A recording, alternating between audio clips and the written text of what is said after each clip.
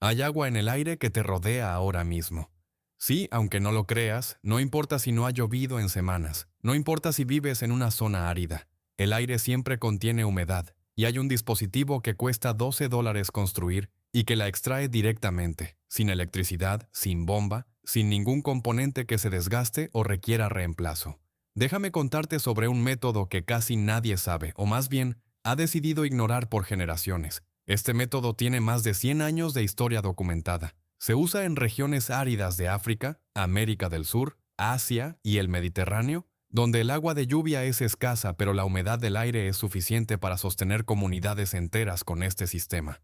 No es una tecnología experimental. Es una ingeniería probada que la mayoría de las personas nunca ha escuchado mencionar porque su eficacia y su bajo costo la hacen imposible de comercializar con margen de ganancia suficiente para que alguien invierta en publicitarla. Nadie va a comprar un anuncio para decirte que puedes recolectar agua potable del aire con $12 de materiales de ferretería. Pero nosotros sí. Quédate hasta el final. Lo que estás a punto de aprender puede cambiar tu relación con el acceso al agua de manera permanente, especialmente si vives en una zona con sequías frecuentes, con suministro irregular o simplemente con facturas de agua que no deberían ser tan altas. Si este tipo de conocimiento te parece importante, suscríbete ahora a Supervivencia Inteligente TV y activa la campana. Este canal existe para que el conocimiento práctico que nadie tiene incentivo económico en divulgar llegue a quienes más lo necesitan. Cada suscripción ayuda a que sigamos abriendo estas bóvedas. Para entender por qué este dispositivo funciona y por qué funciona tan bien con materiales tan simples, primero necesitas entender qué es exactamente la humedad del aire y cómo un objeto físico puede extraerla sin ninguna fuente de energía. El aire que respiramos nunca está completamente seco. Siempre contiene moléculas de agua en estado gaseoso, invisible, distribuidas entre las moléculas de nitrógeno y oxígeno que componen la atmósfera. La cantidad de vapor de agua que el aire puede contener depende de la temperatura. El aire caliente puede suspender más vapor antes de saturarse. El aire frío puede contener menos. Cuando el aire se enfría por debajo de un punto específico llamado punto de rocío, el vapor de agua que contiene comienza a condensarse sobre las superficies disponibles, pasando de estado gaseoso a estado líquido en forma de gotas microscópicas. Eso es exactamente lo que ves cuando aparece rocío sobre el pasto en la madrugada o cuando el vidrio frío de un vaso con hielo se empapa por fuera en un día húmedo. La niebla es el mismo fenómeno ocurriendo en el aire en lugar de sobre superficies sólidas.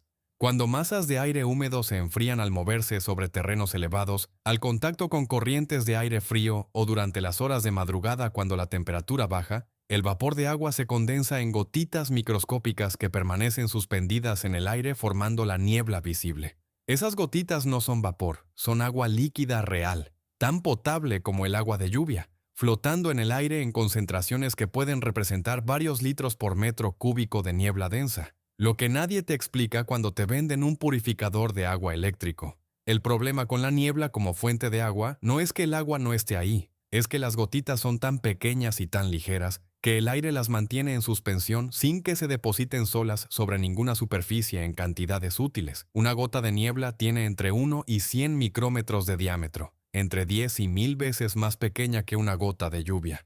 Esas gotitas siguen las corrientes de aire en lugar de caer por gravedad, lo que significa que para capturarlas necesitas una superficie que intercepte el flujo de aire y que tenga características físicas que permitan que las gotitas se adhieran, se unan entre sí y crezcan hasta el punto donde la gravedad las hace escurrir hacia un sistema de recolección. Esa es exactamente la función de la malla del colector de niebla.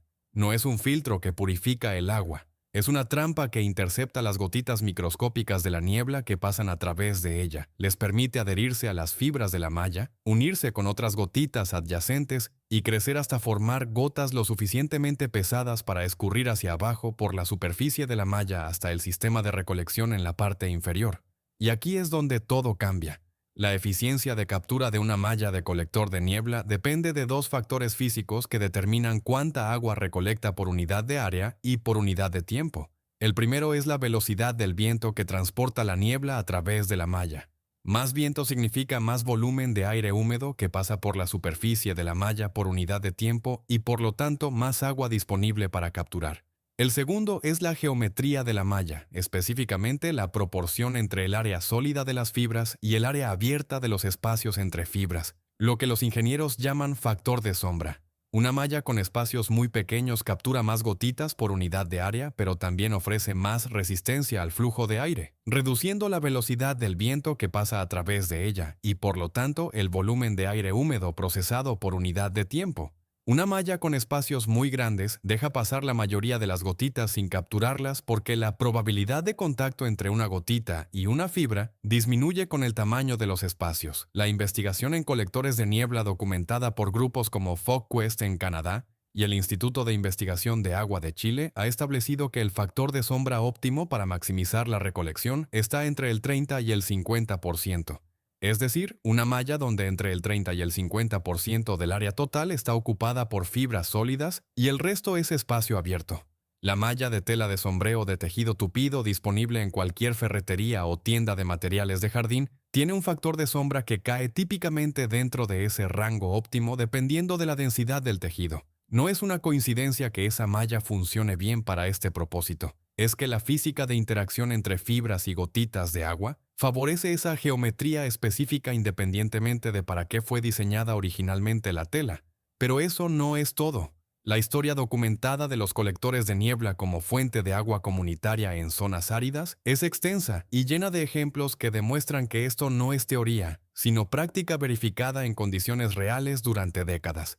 En las Islas Canarias, específicamente en El Hierro, los lugareños describieron desde el siglo XVI un árbol llamado el garoé, cuyas ramas y hojas actuaban como colector de niebla natural, recolectando suficiente agua de la niebla atlántica para abastecer a la población local de agua potable. La niebla que llegaba del océano Atlántico colisionaba con el follaje denso del árbol. Se condensaba en gotitas que escurrían por las ramas y el tronco hasta el suelo donde se acumulaba en un estanque natural. Ese fenómeno natural fue lo que inspiró a los primeros ingenieros que diseñaron colectores artificiales de niebla a finales del siglo XIX. Si las hojas de un árbol podían hacer eso, una superficie artificial con la geometría correcta podía hacerlo de manera más eficiente y a mayor escala. Comparte este video con alguien que viva en una zona con escasez de agua, con suministro irregular o con facturas de agua altas. Lo que aprendió hoy puede cambiar su acceso al agua con $12 de materiales. Y si aún no formas parte de esta comunidad, suscríbete a Supervivencia Inteligente TV. Aquí el agua no tiene precio de embotelladora. El proyecto de colectores de niebla más documentado a gran escala ocurrió en Chungungo, una aldea pesquera en el norte de Chile en la región de Atacama, uno de los desiertos más áridos del planeta. En esa región, la lluvia anual promedia menos de 10 milímetros por año, lo que la hace prácticamente inhabitable desde el punto de vista del suministro convencional de agua. Pero la corriente de Humboldt que bordea la costa del Pacífico Sur genera niebla costera densa, localmente conocida como camanchaca, que asciende por las laderas de los cerros costeros durante las mañanas y las noches del año. En 1987, investigadores de la Universidad de Chile y la organización canadiense FogQuest instalaron en los cerros sobre Chungungo un sistema de colectores de niebla formados por mallas estándar de polipropileno de 1 metro por metro sostenidas por postes de madera. Los resultados documentados mostraron una recolección promedio de entre 4 y 8 litros de agua por metro cuadrado de malla por día durante los periodos de niebla activa. Para el año 1992, el sistema contaba con 94 paneles estándar que producían entre 15 y 50,000 litros de agua potable por día, suficiente para abastecer completamente a los 300 habitantes de la aldea sin ninguna otra fuente de agua. Eso no es un experimento de laboratorio. Es una comunidad real que vivió de agua recolectada de la niebla durante años usando mallas de polipropileno sostenidas por postes de madera. Esto es lo que más importa entender antes de construir el tuyo. Los materiales para un colector de niebla doméstico de tamaño útil, aproximadamente 2 metros por 2 metros de área de captura, cuestan alrededor de $12 en la mayoría de los mercados. La malla de tela de sombreo de tejido tupido con factor de sombra entre 30 y 50% es el componente principal y el más importante. Busca mallas de sombreo agrícola en tiendas de materiales de jardín o de construcción. Una pieza de 2 por 2 metros cuesta entre $3 y $6, dependiendo de la densidad del tejido.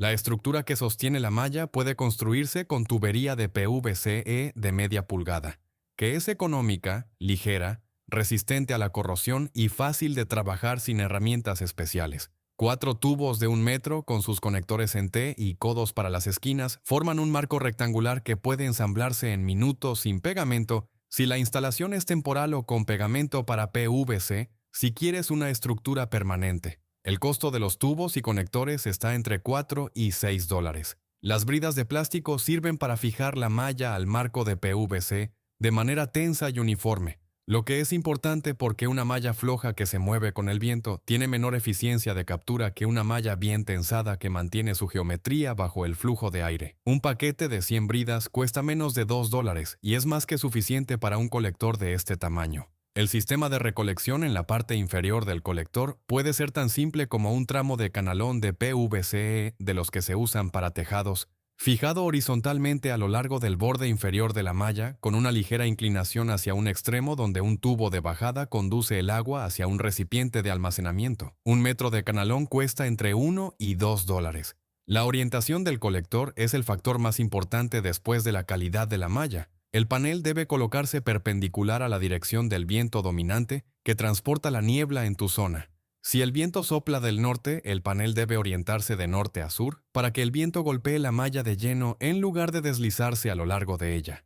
La altura de instalación también importa porque la niebla se mueve en capas horizontales que no siempre llegan al nivel del suelo.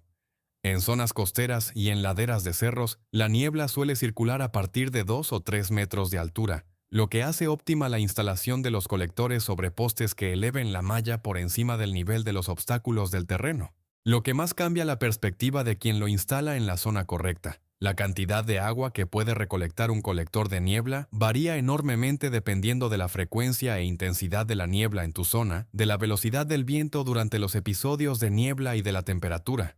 En zonas costeras con niebla frecuente, un colector de 4 metros cuadrados puede recolectar entre 10 y 30 litros por día durante los periodos de niebla activa.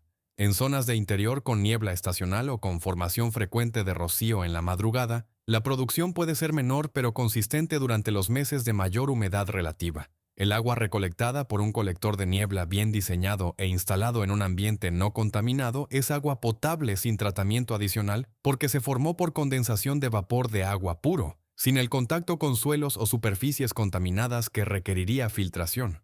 Sin embargo, si la malla está expuesta a polvo, smog o contaminantes atmosféricos, un filtrado básico antes del consumo es una precaución razonable. Para uso en riego de jardín o huerta, el agua de niebla puede usarse directamente sin ningún tratamiento. La razón por la que esta tecnología no se enseña en ningún programa de suministro de agua de los países desarrollados no es que no funcione, es que no genera dependencia. Un sistema de $12 que produce agua potable del aire sin electricidad, sin productos consumibles y sin servicio de mantenimiento no tiene modelo de negocio viable para ninguna empresa que necesite generar ingresos recurrentes. El agua como servicio genera ingresos porque requiere infraestructura centralizada, distribución controlada y facturación mensual. El agua del aire recolectada en tu propio techo o en tu propio patio no le pertenece a nadie y no puede facturarse. ¿Tienes niebla frecuente en tu zona o problemas de acceso o costo del agua? Escríbelo en los comentarios. Esa conversación conecta a personas con condiciones climáticas similares y con experiencia en colectores instalados. Y esa conexión tiene más valor práctico que cualquier informe técnico de una agencia de suministro de agua. Comparte este video con alguien que viva en una zona árida, con escasez de agua o con facturas de agua que no deberían ser tan altas con esta solución disponible. Suscríbete si aún no lo has hecho. La próxima bóveda ya está casi lista. Y lo que hay adentro es algo que cualquier persona con tierra y sol debería saber antes de la próxima temporada seca.